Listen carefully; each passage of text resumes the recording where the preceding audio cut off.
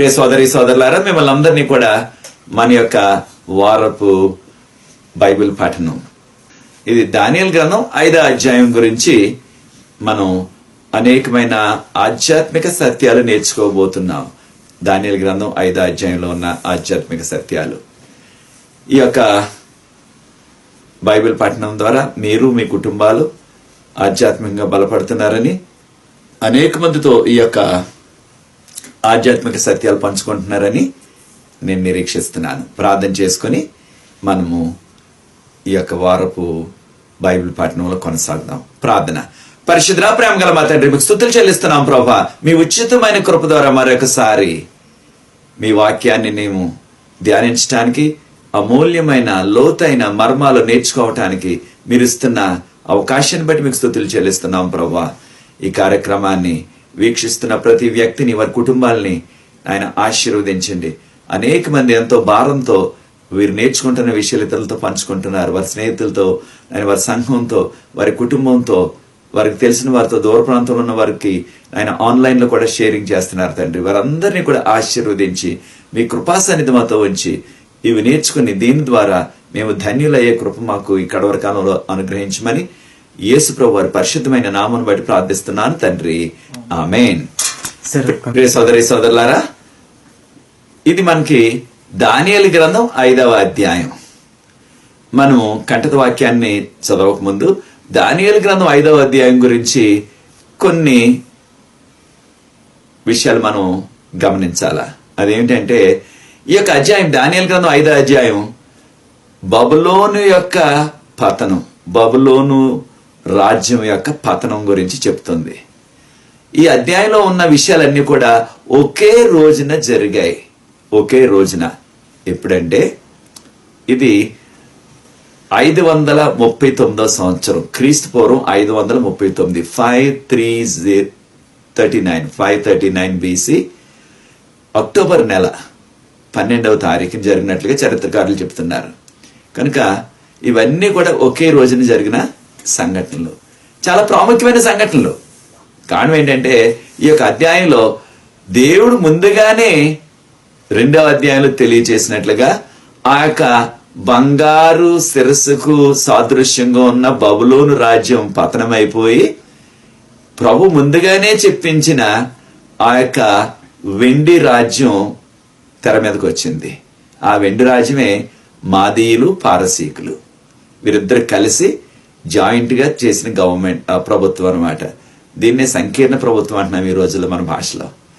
కనుక దానియేలు గ్రంథం 5వ అధ్యాయం యొక్క బబులోను పతనం అయిపోయి ఇక క్రొత్త సామ్రాజ్యం, మాదీ పారసీకుల సామ్రాజ్యం తెర మీదకి వచ్చింది. కనుక దీనిలో ఉన్న సంఘటనలు ఏం జరిగాయి? దీనిలో సంఘటనలు, అప్పుడు రాజు బెల్షాజర్ గారు 539లో బెల్షాజర్ గారు రాజుగా పరిపాలిస్తున్నారు బబులోను దేశాన్ని.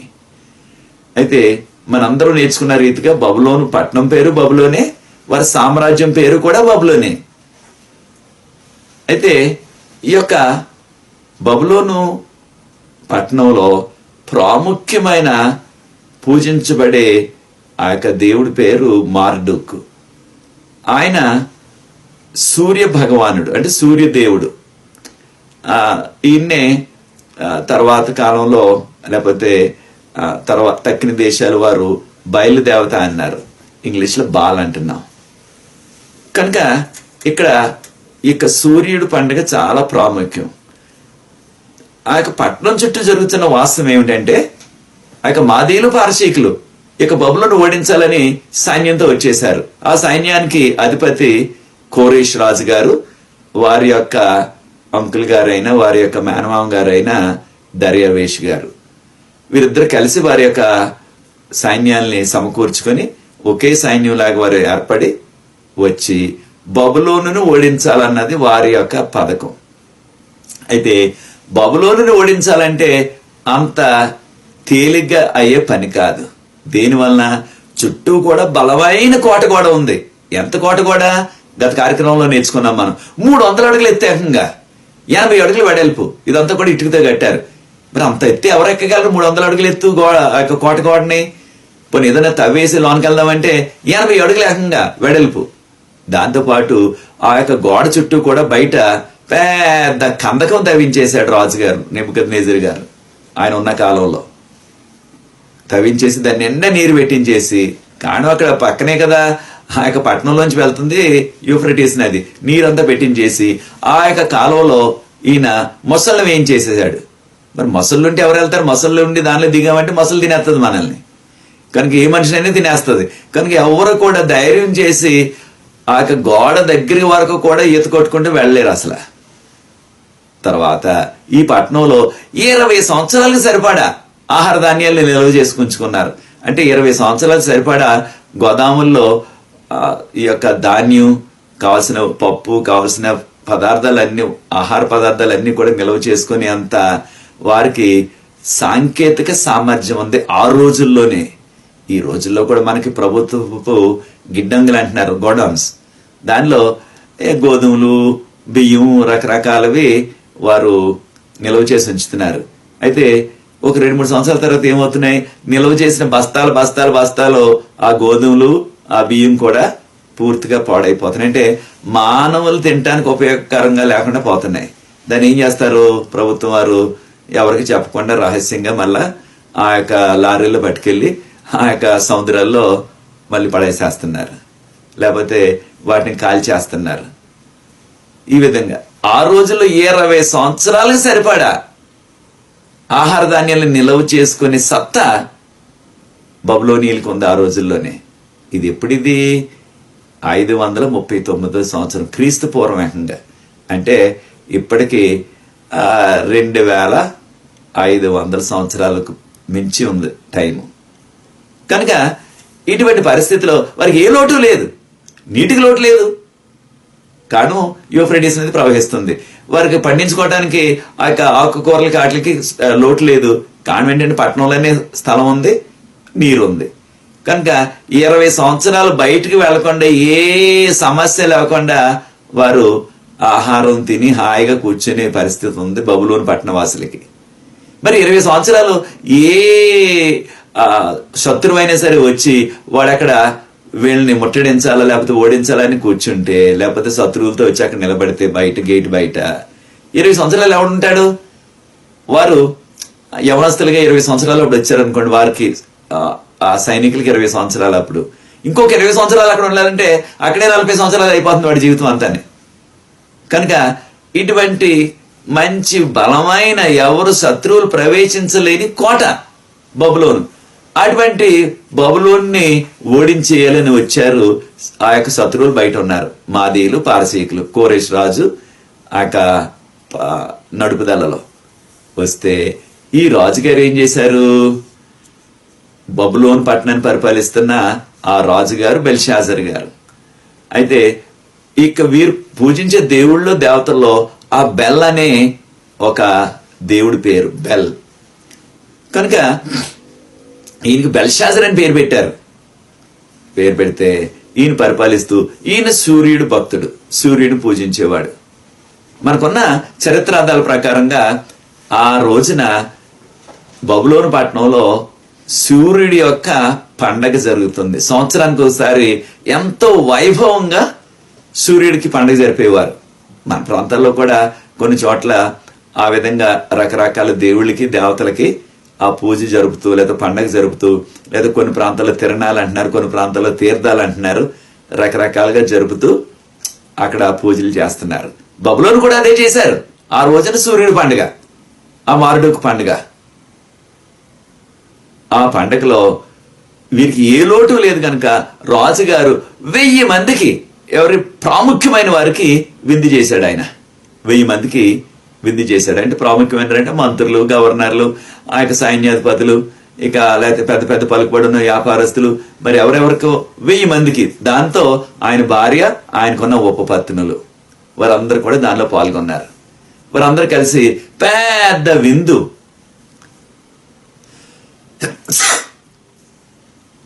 ఏ పండుగ ఉన్నా సరే, లేకపోతే ఏ విధమైన ఆ విధమైన ఇక దేవత సంబంధించిన పూజలు జరిగినప్పటికీ విందు తప్పకుండా ఉంటది.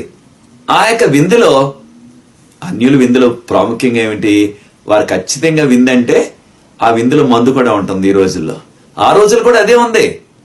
అంటే ఎప్పటి నుంచి కూడా సాతాను గడి యొక్క ఉద్దేశం ఏంటంటే, సాతాను యొక్క పని ఏంటంటే ఈ యొక్క విందులోకి, వినోదాల్లోకి, ఆ యొక్క మందులోకి అంటే సారాలోకి ప్రజల్ని నెట్టేసి ప్రజల్ని ఆధ్యాత్మికంగా అంధత్వంలోనికి నడిపించేస్తున్నాడు సాతాను.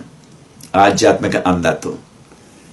అయితే ఈ ఆధ్యాత్మిక సత్యాన్ని మనం కూడా నేర్చుకోవాలా. మనం కూడా ఇది క్రైస్తవ పండుగల పేరిట, అది క్రిస్మస్ అనండి, క్రొత్త సంవత్సరం అనండి, కొంతమంది ఈస్టర్ చేసుకుంటున్నారు, రకరకాల పండుగలు చేసుకుంటున్నారు. బైబిల్లో లేవా ఇవేవి కూడా? మనం పెట్టుకున్నవి. ఇది ఆ యొక్క క్రీస్తు పేరు మీద మనం పెట్టుకున్నాం. ప్రభు చేయమని చెప్పలేదు ఎక్కడ కూడా. ఆ ప్రభు కాలంలో లేకపోతే ప్రభు శిష్యులు ఉన్న కాలంలో ఎప్పుడు కూడా ఈ పండుగలు జరపలేదు. ఆ పండుగ పేరు మీద ఏం జరుగుతుంది? చాలా మంది వారు కూడా అన్యుల్లాగే ఎక్కువ ప్రాధాన్యత భోజనానికి, క్రొత్త వస్త్రాలకి. అయితే చాలా మంది, ఎక్కువ మంది ఈ రోజుల్లో యువకులు కానీ పెద్దలు కానీ ఆ యొక్క మందుకు అలవాడిపోయారు. ఆ మందు తాగేటప్పటికి ఏమవుతుంది? ఆ యొక్క మంచి మ్యూజిక్ పెట్టేస్తున్నారు, క్రైస్తవ పాటలే. అయితే క్రైస్తవ పాటలు కూడా మంచి స్పీడ్గా పాడే పాటలు వచ్చేస్తున్నాయి ఈ మధ్యలోని. వాటికి వీళ్ళు చిందు కూడా వేసేస్తున్నారు, డాన్స్లు వేసేస్తున్నారు. అయితే అన్యులు సాతాను తెచ్చిపెట్టిన ఈ యొక్క విషయాలు నెమ్మదిగా ఆ యొక్క క్రైస్తవ పేరుతో లేకపోతే బైబిల్ పాటల పేరుతో మన సంఘాల్లో కూడా సాతాను ప్రవేశిస్తున్నాడు. మనం చాలా జాగ్రత్తగా ఉండాలి. ఈ విధంగా విందు చేసుకుంటూ రాజుగారు ఏం చేశారు? దానియేలు గ్రంథం 5వ అధ్యాయాన్ని ఒక్కసారి మీరు సమయం ఉన్నప్పుడు చదివి చూడండి. మొదటి 2 వచనాలు చూస్తే, రాజుగారు తన యొక్క భార్య, తన ఒక ఉపపత్తును, తగిన వారందరూ కూడా వారు ఈ యొక్క మద్యాన్ని సేవించి సారా త్రాగేసి రాజుగారు ఏమన్నారు? వెళ్ళి ఆ యొక్క యెరూషలేము దేవాలయానికి సంబంధించిన పాత్రలు పట్టుకురండి. ఆ యొక్క బంగారు పాత్రలు, వెండి పాత్రలు ఎవరు తీసుకొచ్చారు వీటిని యెరూషలేము నుంచి అంటే? నెబుకద్నెజర్ గారు తీసుకొచ్చారు వాటిల్ని. ఎప్పుడు? 605వ సంవత్సరం క్రీస్తు పూర్వం. ఆ పాత్రలు పట్టుకొచ్చి, అయితే అన్యుడైనప్పటికీ ఒక మంచి పని ఏం చేశాడంటే ఆయన, ఎవరు? నెబుకద్నెజర్ గారు. తర్వాత వచ్చిన అన్య రాజులు కూడా ఆ యొక్క యెరూషలేము పట్టణంలో యెహోవా మందిరంలో వారు దేవుని యొక్క సేవలో వాడిన పాత్రలు, బంగారు వెండి పాత్రలు, వాటిని వారు ముట్టుకోలేదు, వాటిని కరిగించేయలేదు. అప్పుడు 3వ అధ్యాయంలో మనం నేర్చుకున్న పెద్ద బంగారు విగ్రహం, 90 అడుగులు ఎత్తు, 9 అడుగులు వెడల్పు ఉన్న బంగారు విగ్రహం అది చేసినప్పుడు ఈ యొక్క వెండి పాత్రలు, బంగారు లేకపోతే ఈ బంగారు పాత్రలన్నీ కూడా కరిగించేసి ఆ బంగారాన్ని కూడా ఆ యొక్క విగ్రహానికి వాడేయచ్చు. కానీ నెబుకద్నెజర్ గారు వీటిని ముట్టుకోలేదు. వీటిని ఓ ప్రక్కని జాగ్రత్తగా పెట్టించాడు ఆయన. ఆయన దేవత మందిరంలోనే పెట్టించాడు, కానీ వాటిని కరిగించలేదు, వాటిని ఇంట్లో వాడుకోలేదు. ఇప్పుడేమంటున్నాడు ఈయన? బెల్షాజర్ గారు నెబుకద్నెజర్ గారి యొక్క మనవడు. నెబుకద్నెజర్ రాజు యొక్క కుమార్తె కొడుకు ఎవరు? బెల్షాజరు. ఈయన అంటున్నాడు, ఆ యొక్క బంగారు పాత్రలు పెట్టరండి, యెరూషలేము నుంచి తీసుకొచ్చిన బంగారు పాత్రలు, వాటిలో నేను సారా తాగుతాను అంటున్నాడు. ఈయన త్రాగటానికి ఆయనకి ఆ యొక్క గ్లాసులు, కప్పులు లేవా? రాజుగారి కొరత వచ్చిందా? లేదా ఎక్కువ మంది 1000 మంది వచ్చేసారు కాబట్టి కప్పులు చాలక, వీళ్ళందరికీ ఆ యొక్క గ్లాసులు చాలక, అప్పుడు ఆ యెరూషలేము నుంచి పట్టుకొచ్చారు కదా, వాటిని పెట్టరండి, అందులో కూడా తాగుదాం అంటున్నాడా? అంటే ఇక్కడ మనం నేర్చుకోవాల్సింది ఒకటే, ఆయన త్రాగటమే కాకుండా ఆ యొక్క కర్రతో, రాతితో, లేకపోతే లోహాలతో చేసిన ఆ యొక్క విగ్రహాలకి ఎంతో ఘనత ఇచ్చేసి ఆ విగ్రహాలకి సాష్టాంగపడి వాటిని పూజించాడు. అంటే ఒక విషయాన్ని మనం నేర్చుకోవాలి. అదేంటంటే ఇక్కడ ఈయన త్రాగటానికి, సారాయి త్రాగటానికి తక్కువ వచ్చి ఈయన ఆ యెరూషలేము మందిరంలో, యెహోవా మందిరంలో వాడిన ఆ యొక్క పరిశుద్ధ పాత్రలో త్రాగటానికి తక్కువ వచ్చి కాదు, లేకపోతే కొరత వచ్చి కాదు గ్లాసులకి, ఆ కప్పులకి. ఖచ్చితంగా ఈయన చేసిన ప్రయత్నం ఏంటంటే ఆ యొక్క యూదుల దేవుణ్ణి అపహాస పాలు చేయాలి, పరిహాసించాలి, అది పరిహాసం చేయాలని, అపహాసించాలని, హేళన చేయాలని. ఆయన ఉద్దేశం ఏంటి మనసులో? ఆ యొక్క దేవుడు, ఏ దేవుడు? యూదుల దేవుడు ఆ యెహోవా వాళ్ళని కాపాడలేకపోయాడు. మన దేవుడు లేకపోతే నా దేవుడు, ఆ మారుడుకు లేకపోతే ఆ బయలుదేవత, వీళ్ళు వాళ్ళ దేవుడి కంటే గొప్పవాళ్ళు మా దేవుళ్ళు.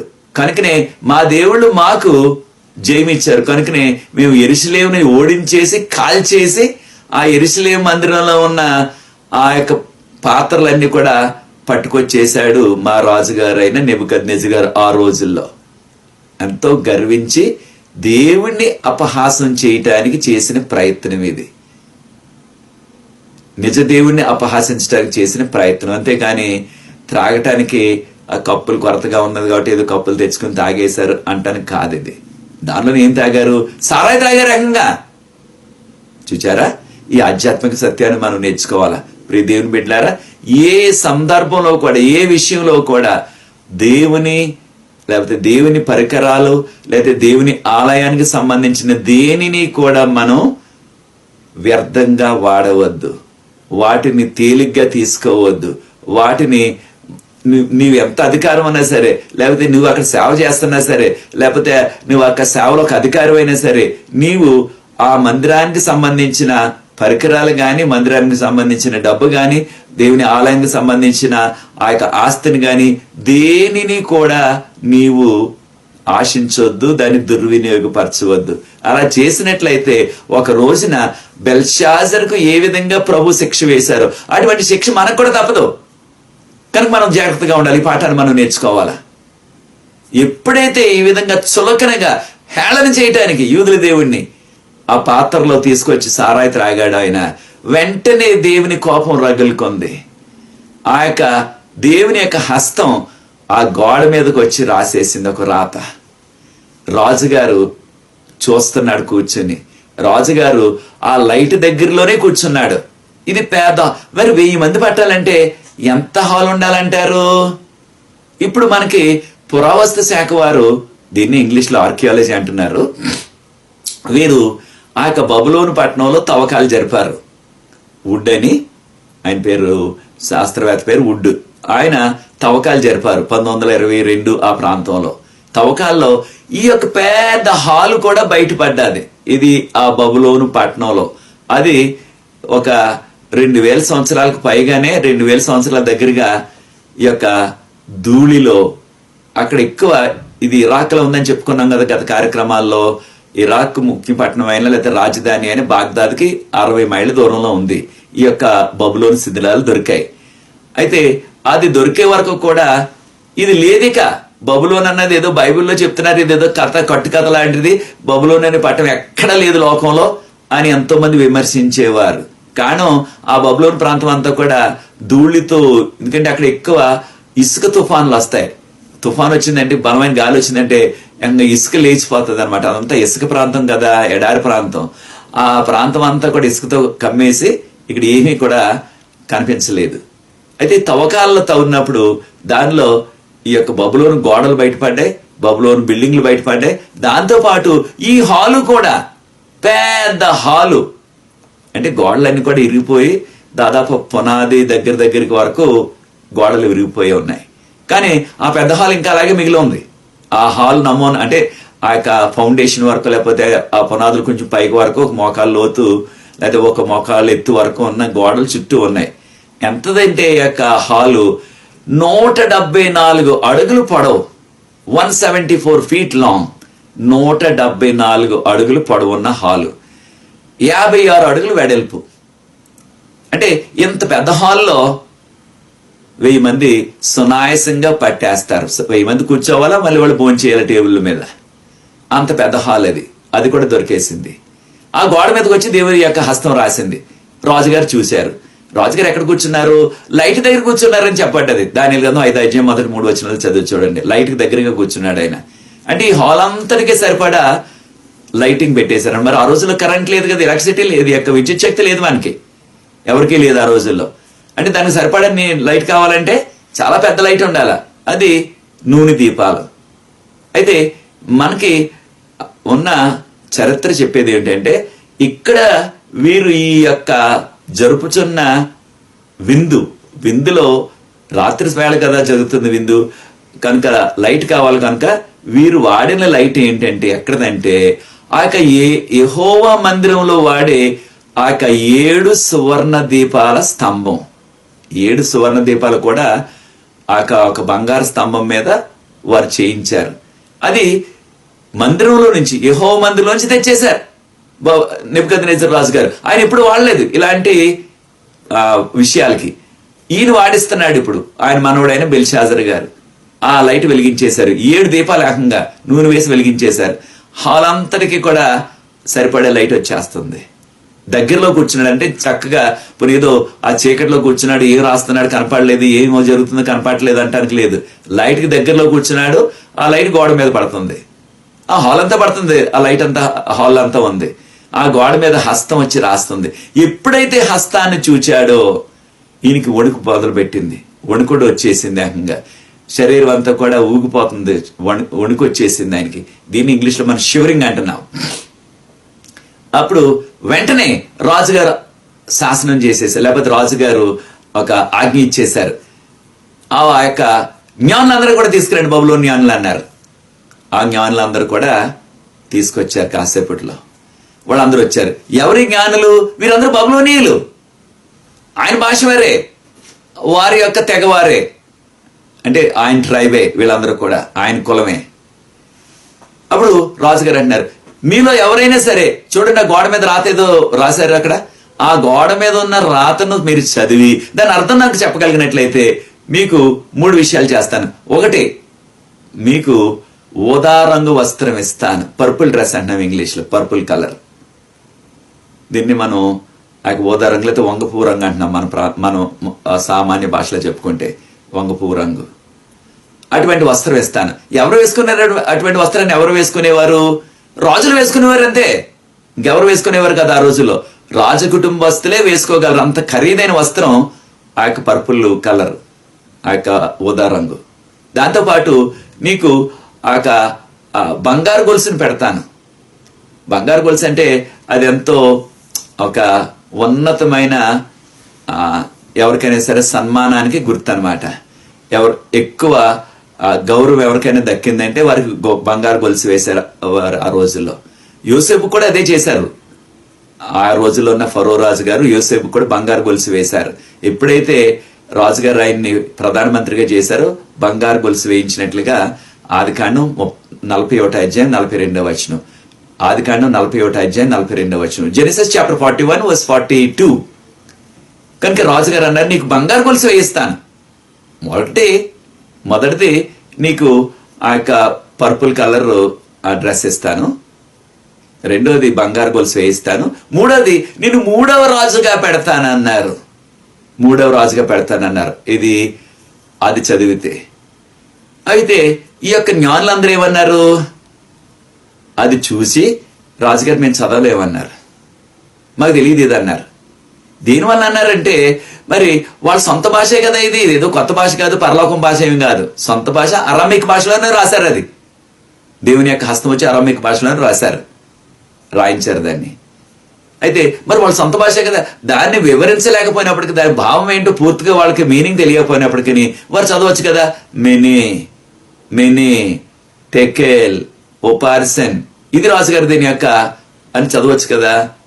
వారు చదవలేకపోతున్నారు. రాజుగారు కూడా చదువుకునేవాడు కదా, ఆయన ఎందుకు చదవలేకపోయాడు? ఆయన సొంత భాషే. రాజుగారు కూడా చదువుకున్నాడు. రాజుగారు కూడా ఏదో చదువులేని వ్యక్తి కాదు కదా. ఆ రోజుల్లో రాజకుమారులందరూ కూడా, రాజులందరూ కూడా చదువు ఉండేది వాళ్ళకి. కానీ చదువుకోవడానికి అర్థం తెలియకపోయినప్పటికీ పూర్తిగా దాని యొక్క భావం అంతా ఆయన చదువుకున్నాడు. ఆయన చదవలేకపోతున్నాడు. ఈ జ్ఞానులు వచ్చారు. జ్ఞానులందరూ కూడా అంటే వీరందరూ కూడా పండితులు. ఈ యొక్క దీనిలో పాండిత్యం వీళ్ళకి ఆ జ్యోతి శాస్త్రంలో, లేకపోతే ఆ శకునాలు చెప్పటం, ఆ మంత్రాలు తంత్రాలు, లేకపోతే ఆ యొక్క భవిష్యత్తులు చెప్పటం, ఇవన్నిట్లు కూడా ఆరితేరిపోయారు వీళ్ళు. ఏకంగా పాండిత్యం, పండితులే వీళ్ళు. మరి ఎందుకు చదవలేకపోయారు? కనీసం అర్థం అంటే దేవుడు చెప్పారు కాబట్టి, దేవుడు రాదు కాబట్టి దానిలో ఉన్న పూర్తి అర్థం వారు గ్రహించలేరు గ్యారెంటీగా, అన్యులు కాబట్టి. వీళ్ళు చదవచ్చు కదా, మెనే టేకెల్ ఓపర్సన్ చదవచ్చు. అది కూడా రాజుగారు మేము చదవలేమన్నారు, మాకు తెలియదు అన్నారు. అది దీనివల్ల అంటే 2 విషయాలు. రాజుగారు చదువు ఉన్నవాడు, ఆయన చదవలేకపోయాడు. అక్కడ ఉన్నవారందరూ కూడా ఎక్కువ మంది చదువు ఉన్నవాళ్ళు, వాళ్ళు చదవలేకపోయారు. జ్ఞానులు వీరు పండితులు అంటే వాళ్ళు చదవలేకపోయారు. దీనివల్ల కారణం ఇదంతా కూడా ఆ రోజున పండగ, సూర్యుడి పండుగ కాబట్టి అందరూ కూడా తప్ప తాగేశారు జ్ఞానులతో పాటు. జ్ఞానుల్ని పార్టీకి వెళ్ళలేదు సుమా. జ్ఞానుల పార్టీ ఎవడి పార్టీ ఆడింటికాడ చేసుకుంటున్నాడు చక్కగా పండగ కాబట్టి. తప్ప తాగేశారు కాబట్టి ఫుల్గా. మరి తాగేసిన వాడికి సారాయి తాగేసిన వాడికి వాడి సొంత భాష అయినా సరే తీసుకొచ్చి చదివించి చూడండి, వాడు చదవలేడు దాన్ని. ఆ యొక్క సారా తెక్క తగ్గేదాకా, సారా నిషా తగ్గేదాకా వాడు చదవలేడు దాన్ని. కనుక రాజుగారు చదవలేకపోయాడు సొంతగా, తక్కిన జ్ఞానులు చదవలేకపోయారు. అక్కడ ఉన్న వాళ్ళు ఎవడు కూడా నేను చదువుతాను రాజుగారు నాకు ఇవ్వండి ఆ యొక్క బహుమతులు 3 అని ఎవడు కూడా ముందుకు రాలేకపోయాడు. అందరూ తాగేసే ఉన్నారు. ఈ ఆధ్యాత్మిక సత్యాన్ని కూడా నేర్చుకోవాలా ప్రియదేవుని బిడ్డలారా. ఈ కడవరి కాలంలో కూడా ఈ లోకం అంతట్లో కూడా సాతాను లోకం అంతటిని మోసం చేసేస్తున్నాడు ఇది సారా ద్వారా. మీరు ఒకసారి ఎప్పుడైనా సరే ఆ ఇంటర్నెట్లో కొట్టి చూడండి. అన్నిటికంటే ప్రతిరోజు కూడా లోకం అంతా కూడా ఎక్కువగా అమ్మబడుతున్న పదార్థం ఏదంటే సారా. సారా ఎక్కువ అమ్ముడవుతుంది అన్నిటికంటే కూడా. బియ్యం కాదు, లేకపోతే పాలు కాదు, లేకపోతే నూనె కాదు, మంచినీళ్ళు కాదు, సారా ఎక్కువ కొంటున్నారు ప్రజలు. సారాకు అమ్మే కొట్లు ఉన్న కొట్లు ఇక దేనికి లేవు లోకం అంతా కూడా. చూస్తే ఏ మూలకెళ్ళినా సరే ప్రపంచంలో ఏ దేశానికి వెళ్ళినా సరే ఆ ప్రాంతంలో వాళ్ళు రకరకాల పేర్లతో అమ్ముకుంటున్నారు. మొత్తానికి అది సారా. చూచారా సారా వలన ఎంత అనర్థం వచ్చేసిందో వీళ్ళకి. అయితే చాలా విచారం ఏంటంటే క్రైస్తవులు కూడా చాలా మంది సారాకు బానిసలు అయిపోతున్నారు. క్రైస్తవ నాయకులు చాలా మంది సారాకు బానిసలు అయిపోతున్నారు. కొంతమంది విచారం ఏంటంటే కొంతమంది సేవకులు కూడా సారాకి బానిసలు అయిపోతున్నారు. పెద్దలు సంఘాల్లో బానిసలు అయిపోతున్నారు. యువకులు బానిసలు అయిపోతున్నారు రకరకాల పేర్లతో. సారా, మాదక ద్రవ్యాలు, అదేదో రకరకాల పేర్లతో వస్తున్నాయి. అయితే అది ఏ రకమైన పేరు ఉన్నా సరే, వాళ్ళు బ్రాందీ అవనండి, బీర్ అవనండి, విస్కీ అవనండి, ఏ పేరుతోనైనా చెప్పుకోనివ్వండి, అవన్నీ కూడా సారా. రకరకాల పేర్లతో, రకరకాల రంగులతో, రకరకాల బాటిల్తో చేస్తున్న సారా.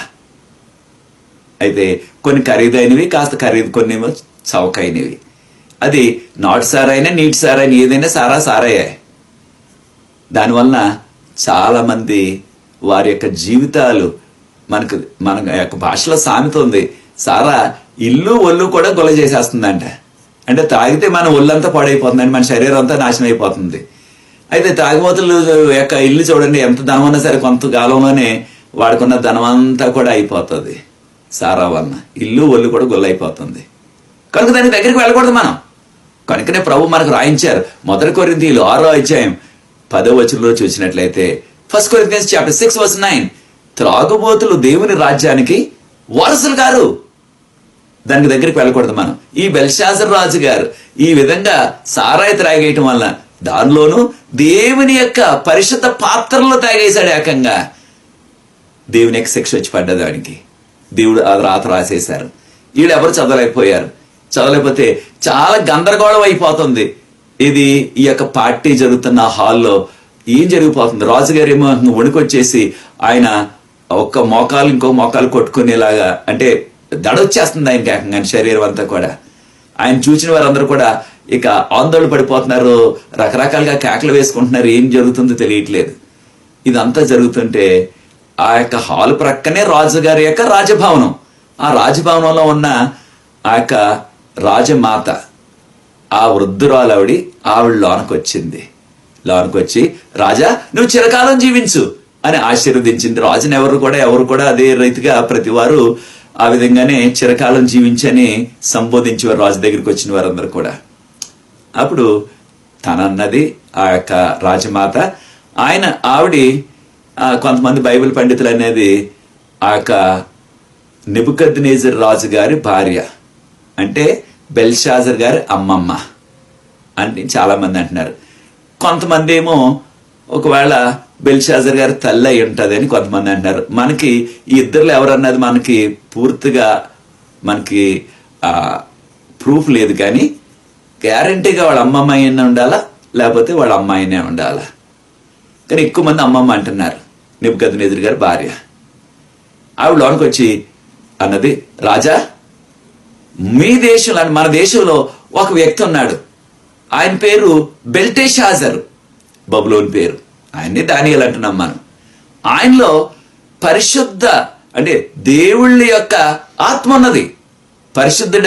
పరిశుద్ధాత్మ అంటే మనం పరిశుద్ధాత్మని మనం ఇప్పుడు సంబోధిస్తున్నాం. వాళ్ళు అన్యులు కాబట్టి వారికి తెలియదు కనుక the spirit of holy gods అన్నారు ఇంగ్లీష్లో. అంటే ఆ యొక్క దేవుళ్ళ యొక్క పరిశుద్ధమైన ఆత్మ ఉన్నది అతనిలో. అతనికి ఏ చిక్కు కూడా అతనికి సమస్య కాదు, ఏ కళ కూడా లేకపోతే ఏ రాత కూడా ఆయనకి సమస్య కాదు. ఏ గూఢమైన విషయాలు, దాగి ఉన్న విషయాలు కూడా చెప్పేయగలడు ఆయన. దానియేలు పిలిపించు, అయితే ఆ బెల్టెషాజర్ని పిలిపించని సలహా చెప్పింది. అప్పుడు వెంటనే ఆయన తీసుకురామని ఆయన ఆజ్ఞాపించేశాడు. ఒక విషయాన్ని గుర్తించాలా, అంటే బెల్షాజర్ రాజు అయిన తర్వాత ఏం జరిగింది? దానియేలుని పక్కన పెట్టేశాడు ఆయన. దేనికి పక్కన పెట్టేశాడు ఈయన?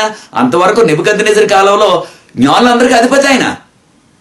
ఏ సమస్య వచ్చినప్పటికీ వెంటనే దానియేలు పిలిచేవారు ఆయన, నెబుకద్నెజరు గారు. ఇప్పుడు బెల్షాజర్ వచ్చిన తర్వాత దానియేలుని ప్రక్కన పెట్టేశాడు. దానియేలుకి ఏ విధమైన ప్రాధాన్యత లేకుండా, ఏ విధమైన పదవి లేకుండా చేసేశాడు. దేనివలన? ఈయనకు ఉన్నది ఏంటంటే, దానియేలు మన భాష వాడు కాదు, దానియేలు మన మతం వాడు కాదు, కనుక మనం భాష వాళ్ళకి, మన మతం వాళ్ళకి, మనోళ్ళకి మనం పెద్ద పెద్ద పదవులు ఇద్దాం. ఆ దానియేలు కిందకి ఇవ్వాలా? మనోడు కాదు, మన భాష కాదు, మన మతం కాదు, ప్రక్కన పెట్టేశాడు ఆయన్ని. చూచారా? అయితే నెబుకద్నెజరులో ఉన్న గొప్పతనం ఏంటంటే, దానియేలు ఆయన భాష కాకపోయినా, ఆయన మతం కాకపోయినప్పటికీ దానియేలు పెద్దపీట వేసి అందరి మీద కూడా అధిపతిగా పెట్టేశాడు, జ్ఞానులందరి మీద. బెల్షాజర్ అది చేయలేదు, ఉన్న పదవి తీసేశాడు ఆయనకి. ఈ ఆధ్యాత్మిక సత్యాన్ని కూడా నేర్చుకోవాలి. చాలాసార్లు క్రైస్తవ సంస్థల్లో ఇది జరుగుతుంది, లోకంలో జరుగుతుంది, వారు అన్యులు కనుక. క్రైస్తవ సంస్థల్లో కూడా, క్రైస్తవ శాఖల్లో కూడా ఈ సమస్య వస్తుంది. ఏంటి? ఎవరైనా సరే ఒక వ్యక్తి పదవులకు వచ్చినట్లయితే ఆ యొక్క అంతకుముందు పదవుల్లో ఉన్న వాళ్ళందరినీ కూడా తీసేసి ఆయనకు అనుకూలంగా ఉన్నవారు, ఆయనకు బంధువులు, లేకపోతే ఆయన భాష వారు, లేకపోతే ఆయన కులం వారు, వారిని పెట్టేసుకుంటున్నాడు అందరినీ కూడా, అన్ని చోట్ల కూడా. దీనివల్ల ఏం జరుగుతుంది? చాలా అనర్థాలు వచ్చేసాయి. దానియేలు గారు ఉన్నంతకాలం కూడా ఏ సమస్య వచ్చినా సరే దేవుడు ఈ విధంగా చెప్తున్నాడని రాజు గారికి హెచ్చరిక చేస్తూ ఉండేవాడు. ఈయన దానియేలు ప్రక్కన పెట్టేయడం వల్ల, ప్రార్థనా పరుడు పట్టించుకోకుండా ఉండటం వల్ల ఏం జరిగింది? ఆయన ప్రాణానికే ముప్పు వచ్చేసింది. ఆ యొక్క ప్రార్థనా పరుడిని ఆ యొక్క పదవిలో ఉంచినట్లయితే ఆయన అవసరం అయినప్పుడల్లా కూడా సలహాలు ఇచ్చి దేవుని యొక్క హెచ్చరిక చేసే ఉండేవాడు. ఒకవేళ ఇటువంటి పార్టీలో ఉన్నట్లయితే, రాజా అది మీరు చేయకూడదు, ఇది దేవుని యొక్క పరిశుద్ధ పాత్రలు, ఇవి వీటిని మీరు తెచ్చుకోకూడదు, త్రాగకూడదని రాజుగారికి హెచ్చరిక చేసేవాడు. కారణం ఏంటంటే, దానియేలు గారికి దేవుడంటే ఆయనకు మక్కువ. దేవుడు చెప్పిన విషయాలు ఆయన ఎంతటి రాజు అయినా సరే చెప్పటానికి భయపడలేదు, సంకోచించలేదు ఎప్పుడు కూడా. కనుక మనం నేర్చుకోవాల్సింది ఏంటంటే, నీకు సంబంధించిన వారు కాకపోయినప్పటికీ, నీకు దగ్గర వారు కాకపోయినప్పటికీ, నీ భాష వారో లేకపోతే నీ కులం వారో నీ తెగవారో కాకపోయినప్పటికీ ప్రార్థనా పరులని ప్రక్కన పెట్టేయొద్దు. ప్రార్థనా పరుల్ని నీవు చక్కగా చూసుకో, వారు చెప్పిన సలహాలను నువ్వు పాటించు. అయితే కొంతమంది ఏమనుకుంటున్నారు, ఒకవేళ దానియేలు గారికి అప్పుడు పెద్ద వయసు వచ్చేసింది కదా, 80 సంవత్సరాలు దాటిపోయిన ముసలి ఆయన అయిపోయాడు కాబట్టి ఇంకా ఆయన పెద్ద వయసులో ఇంకా ఏ పదవి ఇవ్వకుండా ఆయనకి రిటైర్మెంట్ ఇచ్చేసి ఉంటారు, పదవి విరమణ చేయించేసి ఉంటారు అని కొంతమంది అనుకుంటున్నారు. అది సరికాదు. కారణం ఏంటి?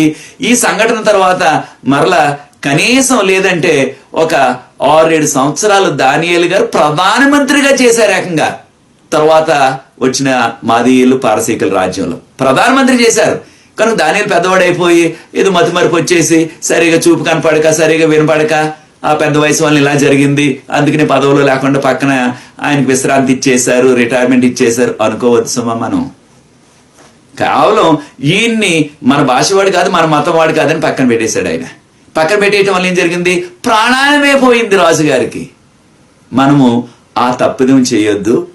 ఎవరైనా సరే దేవుని భక్తులు, విశ్వాసులు, ప్రార్థన పరులు ఉన్నట్లయితే వారికి సరి అయిన స్థానాన్ని మనం మన సంఘంలో, మన సంస్థలో, మన యొక్క శాఖలో ఇవ్వాలి వారికి. వారి ద్వారా మనం కూడా దీవించబడతాం. అప్పుడు ఎప్పుడైతే ఈ యొక్క దానియేలు గారు వచ్చారో అప్పుడు అంటున్నారు, నిన్నైనా మా తండ్రి అయిన నెబుకద్నెజరు గారు ఆ యొక్క యూదా దేశాన్ని తీసుకొచ్చారు, నేనేనండి అన్నాడు. అయితే మరి తన యొక్క తండ్రి అంటున్నాడు. తండ్రిని ఎందుకు అన్నాడు ఇక్కడ?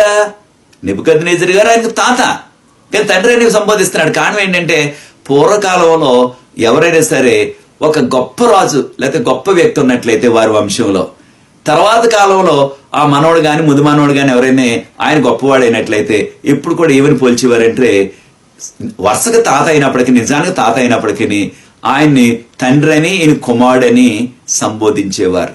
ఉదాహరణకు మన బైబిల్ గ్రంథంలో దావీదు గారు, యేసు ప్రభు వారు, దావీదు గారికి యేసు ప్రభు వారి గారికి ఎంత గ్యాప్ ఉందంటే, దావీదు గారి రకంగానే ఆయన 10వ శతాబ్దంలో జీవించారు క్రీస్తు పూర్వం. యేసు ప్రభు వారు పుట్టింది ఆయన 1000 సంవత్సరాల తర్వాత. అంటే 1000 సంవత్సరాల తర్వాత గ్యాప్ అంటే మరి ఎన్ని తరాలు వచ్చేసాయి చూడండి. మధ్యకాలంలో కనీసం 14-15 తరాలు వచ్చేసాయి మధ్యలో. అయినప్పటికీ ఏమన్నారు యేసు ప్రభుని?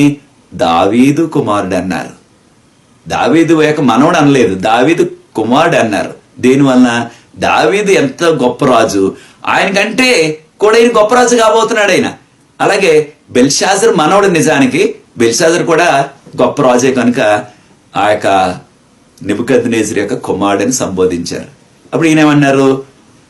నీవు ఈ చదవగలిగినట్లయితే చూడండి, దానియేలు గారు రాజుగారి దగ్గరికి వచ్చినప్పుడు, రాజుగారి దగ్గర వచ్చిన రాజమాత గారిని తక్కిన వారికి ఆయన ఏమని సంబోధించారు? రాజు చిరకాలం జీవించుగాక అన్నారు. దానియేలు గారు ఆ మాట అనలేదు. దానియేలు గారు రాజు చిరకాలం జీవించని అనలేదు. కారణం, రాజుగారు కాసేపట్లోనే ఇంకొక గంటలో చనిపోతాడు ఆయన కనుక రాజు చిరకాలం జీవించని సంబోధించలేదు. ఆయన చెప్పలేదన్నమాట. చెప్పకుండా మొట్టమొదట అప్పుడు రాజుగారు అన్నారు, నీవిది చదవగలిగినట్లయితే నీకు 3 బహుమతులు ఇస్తాను. ఆ యొక్క పర్పుల్ కలర్ ఆ యొక్క వస్త్రాలను ఇస్తాను నీకు, ఆ యొక్క బంగారు గొలుసుని పెట్టిస్తాను, 3వ రాజుగా చేస్తాను అన్నాడు. 3వ రాజుగా చేయటం ఏంటి? ఈయన రాజు అయితే ఈయన తర్వాత రాజు 2వ రాజుగా చేయాల.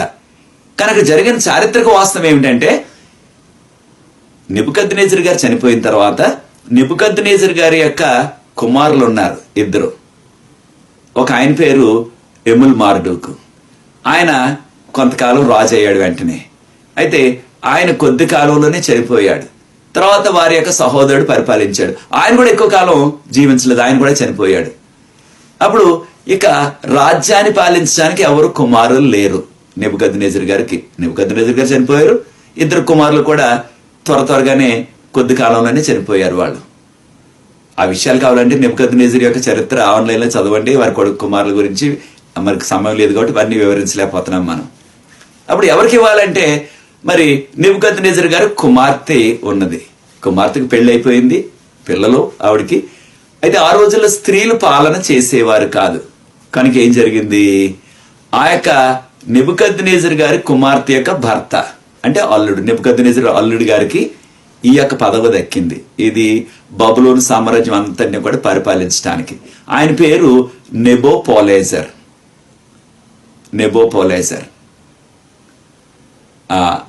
నెబోపోలేజర్ గారు నెబుకద్నెజరు గారి తండ్రి. అయితే ఈ యొక్క నెబుకద్నెజరు గారి అల్లుడు కావాలి ఇప్పుడు మనకి. నెబుకద్నెజరు అల్లుడి పేరు ఏంటంటే, అల్లుడు అంటే కుమార్తె యొక్క భర్త.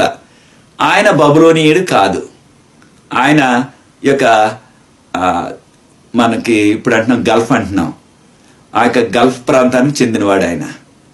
అంటే ఈ యొక్క అరబీ తెగకి చెందినవాడు ఆయన. ఆయన పేరు నాబోనైడస్ అంటున్నారు చరిత్రకారులు, నాబోనైడస్ గారు. మరి కుమారులు చనిపోయారు, ఇంకెవరూ లేరు రాజ్యం చేయటానికి. కుమార్తెకేమో స్త్రీలకు పరిపాలన ఇచ్చేవారు కదా ఆ రోజుల్లో. కనుక అల్లుడికి దక్కింది ఈ పదవి. ఎవరికి? నాబోనైడస్ ఆయన పేరు. నాబోనైడస్ గారు రాజు. అయితే నాబోనైడస్ గారికి ఉన్న సమస్య ఏంటంటే, ఈయన నెబుకద్నెజరు కుమార్తెను చేసుకున్నప్పటికీ ఈయన చంద్రుడిని పూజించే భక్తుడైన, చంద్రుడి భక్తుడైన. సూర్యుడి పూజ ఆయనకు నచ్చేది కాదు. కానీ బబులోన్లో ఉండాలంటే సూర్యుని పూజించాలా. ఇది వచ్చిన సమస్య. కనుక ఆయన పరిపాలిస్తూ ఆయన కుమారుడు అందొచ్చాడు కనుక ఆయన కుమారుడిని సామంతరాజుగా పెట్టుకున్నాడు ట్రైనింగ్ ఇవ్వటానికి. దీన్ని ఇంగ్లీష్లో కో-రీజెన్సీ అంటారు. సామంతరాజుగా పెట్టుకుని ఈయనకి ఉన్నది ఏమిటంటే, నేను రాజు అయ్యాను కనుక నేను ఎప్పుడు కూడా కల్లో ఊహించలేదు. కారణం నెబుకద్నెజరు కూతురు చేసుకున్నాడు. ఎలాగా? ఈయన గొప్ప సైన్యాధ్యక్షుడు. నెబుకద్నెజరు దగ్గర సైన్యాధ్యక్షుడిగా ఉన్నాడేమో, ఆయన పనిచేశాడు. పనిచేస్తున్నప్పుడు ఆయనలో ఉన్న వీరత్వాన్ని చూచి, శూరత్వాన్ని చూచి నెబుకద్నెజరు గారు కుమార్తె నుంచి పెళ్లి చేసేసాడు. మంచి వీరుడు, శూరుడని. ఆయన భాషవాడు కాకపోయినప్పటికీ, అరబ్బీయుడు అయినప్పటికీ. కనుక ఎప్పుడు కూడా కళ్ళ ఊహించలేదు ఈయనకి రాజ్యం వస్తుంది. రాజ్యం అల్లుడికి రాదు కదా, కుమారుడికి వస్తుంది. కుమారులు చనిపోయారు. ఎవరు చంపలేదు, పాపమని వాళ్ళే చనిపోయారు వ్యాధి వలన.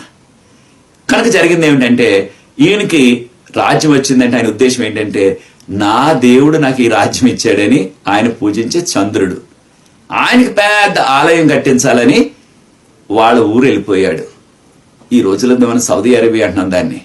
అక్కడ టీమా అనే ఒక ప్రాంతం ఉంది, ఆయన సొంత ఊరు అది. ఆ టీమా అనే ఆ సొంత ఊరులో చంద్రుడికి పెద్ద ఆలయం కట్టిస్తానికి ఆయన అక్కడికి వెళ్ళిపోయాడు. వెళ్ళిపోతూ కుమారుడికి, తండ్రి నాబోనైడస్ గారు మొదటి రాజు, ఆయనకి సామంత రాజు, ఆయన సొంత కుమారుడే బెల్షాజరు, అంటే బెల్షాజర్ రెండవ రాజు.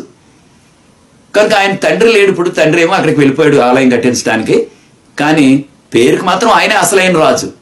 కుమారుడు రెండవ రాజు, సామంత రాజు, కోరీజెంట్. కనుక బెల్షాజర్ ఏమన్నాడు, ఇది చదవగలిగినట్లయితే రాత, నిన్ను నేను 3వ రాజుగా పెడతానన్నాడు.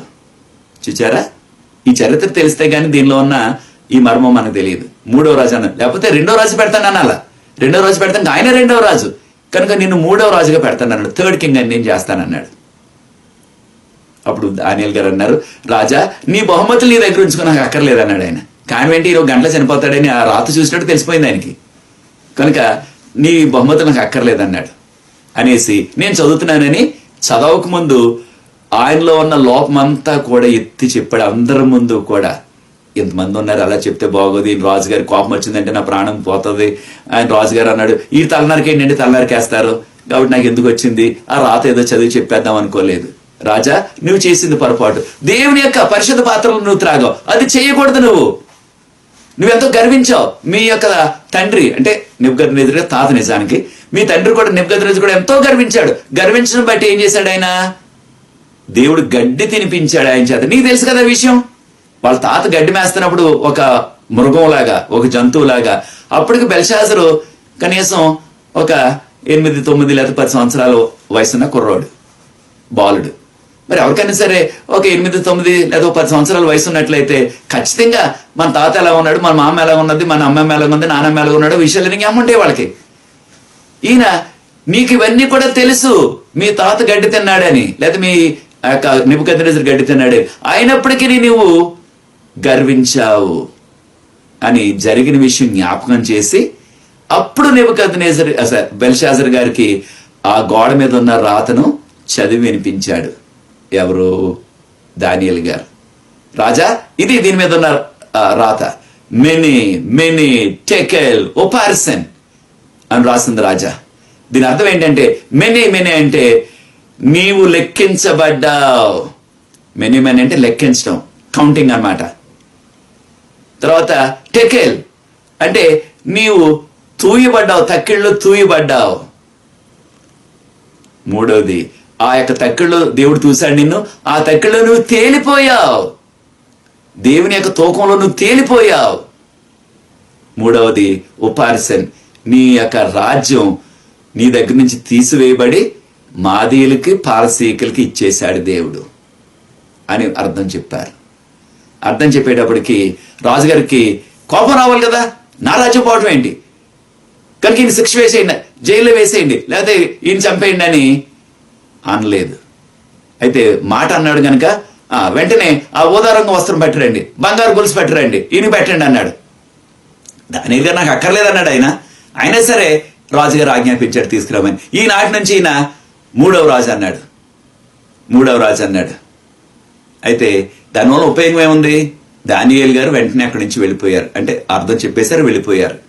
వెళ్ళిపోయేటప్పటికి వెళ్ళిపోయిన కాసేపటికే దానియేల్ గారు ఈ యొక్క విషయాలు చెప్తుండగా ఆయన చెప్తే సమయంలోనే అప్పుడే శత్రు రాజులు బబులోను పట్టణంలో ప్రవేశించేశారు. ఎలా వచ్చారు పట్టణంలోకి అంటే, వచ్చేసి ఆ యొక్క రాజభవనం ఎక్కడ ఉందో వెతుక్కుంటా వచ్చి ఆ యొక్క రాజభవనం పక్కనే ఉన్న పెద్ద హాల్లో విందు జరుగుతుంది, దానిలోకి వచ్చేసి రాజుగారు మరి ఎప్పుడు కిరీటం పెట్టుకుని ఉంటారు కదా, ఆ రాజుగారిని చంపేశారు. ఇంకెవ్వరిని చంపలేదు, బెల్షాజర్ని చంపేశారు. అంటే దానియేల్ గారు చెప్పిన కాసేపటికి 1 గంట కూడా పట్టలేదు కనీసం, రాజు అప్పుడే ప్రాణాలు కోల్పోయాడు. అంటే బబులోను సామ్రాజ్యం అంతమైపోయింది. అక్కడి నుంచి మాదీ పారసీకులు రాజులైపోయారు. అప్పుడు 62 సంవత్సరాలున్న దర్యావేషు ఆయన మాదీయుడు, ఆయన రాజుగా ప్రకటించబడ్డాడు. అయితే ఎలా వచ్చారు వీళ్ళు శత్రువులందరూ లోనికి? ఇంత పెద్ద గోడ, పెద్ద కోట గోడ, 300 అడుగులు ఎత్తు, 80 అడుగులు వెడల్పు, చుట్టూనేమో బయట కందకం, దానిలోనేమో వస్తళ్ళు. ఎలా రాగలిగారు లోనికంటే చరిత్రకారులు మనకి ఏం చెప్తున్నారంటే, ఆ యొక్క యూఫ్రటీస్ నదికి గట్టుకి సాయంత్రం వేళ గండి కొట్టేశారు. గండి కొట్టేసేటప్పటికి అంటే తవ్వేశారు గట్టుని. అప్పుడు ఆ నీరు ప్రవాహం, ఈ నదిలో నుంచి ప్రవహించవలసిన ప్రవాహం ఆ ప్రక్కన ఉన్న పల్లపు ప్రాంతాలకి, ఆ యొక్క లోయల్లోకి నీరు ప్రవహించడం వెళ్ళిపోయింది. మధ్యరాత్రి కల్లా ఏం జరిగింది? ఆ నీటి ప్రవాహం దాదాపుగా ఆ యొక్క అక్టోబర్ నెలలో 10 నుంచి 12 అడుగులు లోతుండాల.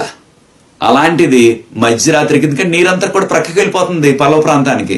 ఈ యొక్క పట్టణం లోనికి రాకుండా పట్నం ముందుకు, అంటే పట్నం పైన ఒక కొన్ని కిలోమీటర్ల ముందు దాన్ని గండి కొట్టేశారు. అక్కడ కొట్టేస్తే నీరు అంతా వెళ్ళిపోతుంది. ఈ చీకట్లో నీరు వస్తుందో పోతుందో ఎవరికి తెలియలేదు. అందులో పండగ కదా, అందరూ తాగేసి ఉన్నారు. అందరూ కూడా చక్కని పండగ చేసుకుని ఫుల్గా మంచిగా భోజనం ఏం వండుకున్నారో మరి వండుకుని సారాయి మాత్రం తాగేశారు. తాగేసేటడుకు వెళ్ళి తెలియలేదు నీటి ప్రవాహం తగ్గిపోతుందని. మధ్యరాత్రికి ఏమైపోయింది? మోకాళ్ళలోతు నీరంతే, మోకాళ్ళలోతు నీరే మిగిలింది ఆ నదిలో. చక్కగా నడిచి వచ్చేసారు నదిలో నుంచి, వెనక నుంచి వచ్చేస్తే వాళ్ళు అనుకున్నారు ఈ గేట్లన్నీ కూడా మూసేస్తారు. ప్రతిసారి కూడా సాయంత్రం చీకటి పడుతున్నప్పుడు గేట్లు వేసేసి, ఇనుప గేట్లు తాళాలు వేసేస్తారు. ఆ రోజున పండగ కదా, ఆ గేట్ వేయవలసినప్పుడు కూడా పండగ చేసుకుని తాగేసి అక్కడే పడిపోయి ఉన్నాడంటే. కానీ వాడు గేట్ వేయలేదు, తాళం వేయలేదు దానికి. వీళ్ళు ఆశ్చర్యం అయిపోయింది. ఆ గేట్లు కూడా మనం ఇనుప గేట్లని తాళాలను పగలగొట్టి వచ్చేయాలని అన్ని సిద్ధపడి వచ్చారు. కానీ ఎవరు కూడా ప్రతిఘటించలేదు, హాయిగా లోనికి వచ్చేసారు. మరి సైనికులు కూడా పండగే, వాళ్ళు కూడా తాగేస్తున్నారు కనుక సైనికుడు ఎవరు కూడా వీళ్ళని ప్రతిఘటించలేదు. ఇది కాపలా వాళ్ళు ఎవరు కూడా హాయిగా నడిచి వచ్చేసారు, ఎవరు అడ్డుకోలేదు. రాజుగారిని చంపేశారు. ఇవాళ నుంచి మేము క్రొత్త రాజ్యం అన్నారు. ఈ విధంగా బబులోను పతనం అయిపోయింది. ఒకవేళ సారాయి త్రాగకుండా ఉన్నట్లయితే బబులోనుని ఎవ్వరూ ఓడించలేనంత బలమైన ఆ పట్నం, కోట అది కేవలం సారా వలన పతనం అయిపోయింది. ప్రియ దేవుని బిడ్డలారా, ఆ సారాయి అలవాటుకి వెళ్ళొద్దు. సారాయి త్రాగేవారు దేవుని రాజ్యంలో ప్రవేశించలేరని మనం చెప్పుకున్నాం 1 కొరింథీ 6:10 కనుక ఈ విధంగా బబులోను పతనం అయిపోయింది. అప్పుడు ఆ వచ్చిన కొత్త సామ్రాజ్యం ఏమన్నారు? దానియేలు ప్రధానమంత్రి చేసేశారు. రాజు తర్వాత ఆయనే అధిపతి, ప్రధానమంత్రి అయిపోయాడు. బబులోను రాజు బెల్షాజరు అన్యుడు ఏమన్నాడు? నిన్ను 3వ రాజుగా పెడతానన్నాడు. దేవుడు ఏం చేశాడు? ఆయన్ని రాజు తర్వాత రాజు, ప్రధానమంత్రి అంటే రాజు తర్వాత రాజు, అంటే దేవుడు ఆయన ఇంకా హెచ్చించేశారు. చూచారా? ఎప్పుడైతే మనం దేవునికి లోబడతామో, దేవునికి లోబడినట్లయితే, దేవునికి ఇష్టడిగా మనం జీవించినట్లయితే, ప్రార్థనా జీవితం మనకు ఉన్నట్లయితే, మనము ఊహించిన దానికంటే, మానవులు మనల్ని హెచ్చించగలిగిన దానికంటే కూడా ఇంకొక మెట్టు పైకి తీసుకెళ్తాడు దేవుడు మనల్ని. మనం ఊహించిన దానికంటే కూడా ఇంకా కాస్త ఉన్నతమైన స్థానాల్లో మనం పెడతారు. దానియేలు మూడవ రాజు అని బబులోనీయులు చేద్దామని అనుకుంటే దేవుడు ఆయన్ని 2వ రాజు కాబట్టి పైకి, ఇంకా పైకి ఆయన హెచ్చించేశాడు. చూచారా ప్రియ దేవుని బిడ్డలారా? ఇది జరిగింది. ఇది 5వ అధ్యాయం. కనుక ఏం జరిగింది ఇక్కడ? అక్కడున్న వారికి యారోగెన్స్ టు ఏమన్నాం? డిస్ట్రాక్షన్. కనుకనే మనకున్నది ఏంటంటే దానియేలు గ్రంథం 2:21 మనం చదువుకుని ముగిందాం.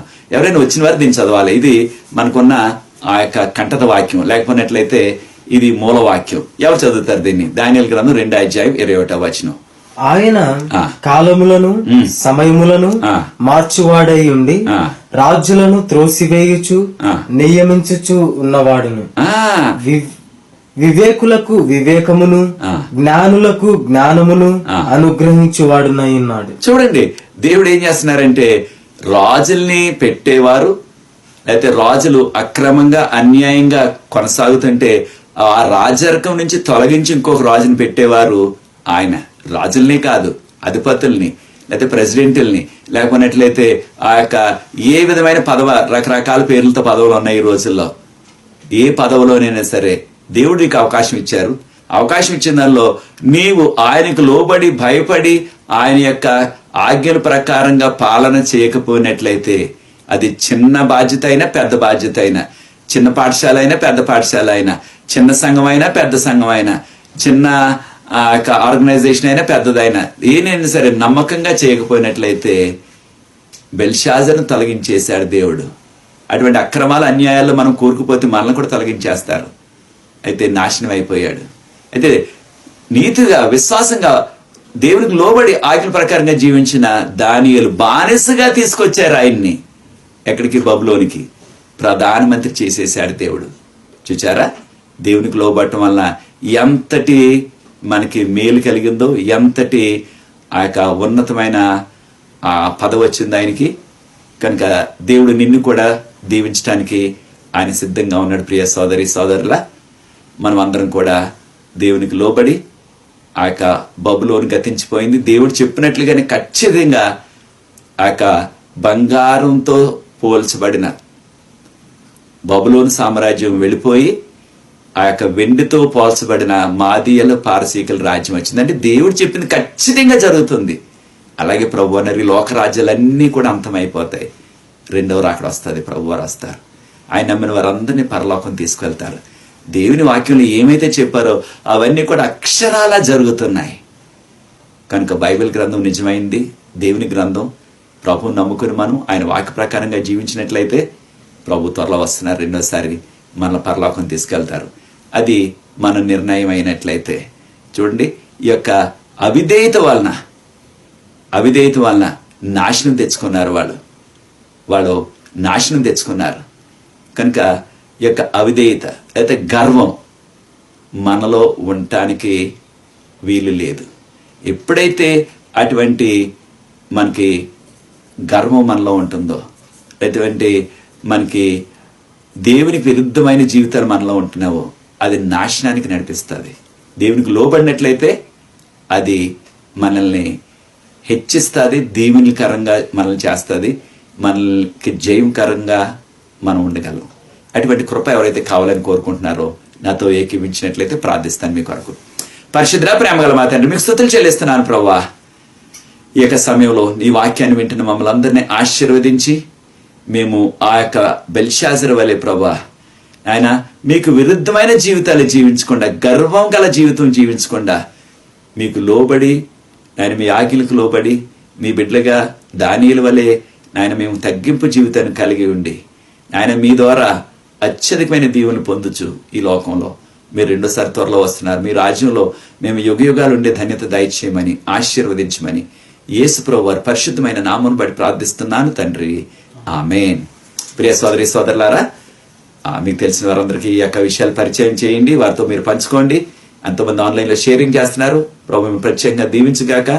వచ్చేవారు మరలా మనం కలుసుకుని పర్యంతరం 6వ అధ్యాయం చదవటానికి, ధ్యానించడానికి, అనేక ఆధ్యాత్మిక సత్యాలు నేర్చుకోవడానికి ఆయన కృప, ఆయన సమాధానం, ఆయన శాంతి మనందరికీ మెండుగా ప్రభు అనుగ్రహించుగాక. God bless you. Thank you.